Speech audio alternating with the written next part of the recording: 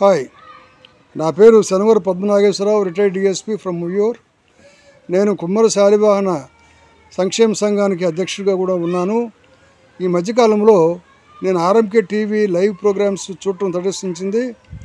ఆ ప్రోగ్రామ్స్లో వారు ముఖ్యంగా సామాన్య ప్రజల యొక్క సమస్యలను, తర్వాత వారి యొక్క స్థితిగతులను మరి బాగా దానిపైన సమాచారం బాగా సేకరించి దాన్ని ఇటు ప్రజల దృష్టికి అటు ప్రభుత్వ దృష్టికి తీసుకుని వెళ్ళటంలో వాళ్ళు చాలా కృషి చేస్తున్నారని చెప్పేసి అర్థమవుతూ ఉంది.